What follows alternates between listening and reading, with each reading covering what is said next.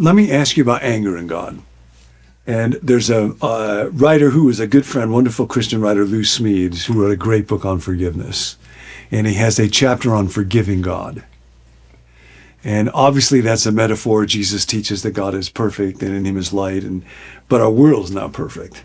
So he tells a real old Jewish story. A tailor's coming out of the synagogue, sees the rabbi. What have you been doing? I've been praying. Oh, did you confess along with your prayers? Yes, Rabbi, I did. What'd you confess? Oh, I confessed my little sins to God. I told him every once in a while I cheat a little bit on some cloth. And the rabbi said, you said that to God? And I said, yeah, I cheat a little on cloth. You let babies die.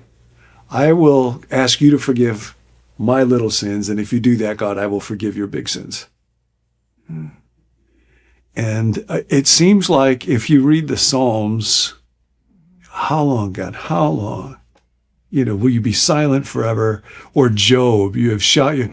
Somehow it seems like Jewish spirituality a lot of times is more at home with just real raw, including expressions of anger, frustration towards God than we Christians in the church tend to be. I tend to be more cautious on that kind of stuff. What has that been like for you? As you think about your relationship with God, does being angry with God feel like it fits you, doesn't fit you? Why not? Where does that fit in your journey? Well, I certainly would not forgive God. You were talking about Job and the psalmist, and I sometimes wonder when, what was it, who touched the cart? Uzziah, was that? Oh, and when David is bringing it in and Uzziah touches the cart. Mm-hmm. No, not him. Hold on a second, I got to think. Uzziah the Hittite. When David sent his men off to war with Joab, and of course, the mighty men were there with Joab, and Uriah the Hittite was one of them. And while everybody's fighting David's war, he's back at the palace, and he looks down, he sees this woman. The Bathsheba story. Bathsheba, right. Mm-hmm. Right, and so, I won't go into the whole long story. He sleeps with her, she becomes pregnant, so he tries to pull the wool over everybody's eyes by calling Uriah back from the battlefield and go sleep with your wife. And oh no, I will never do that, King David.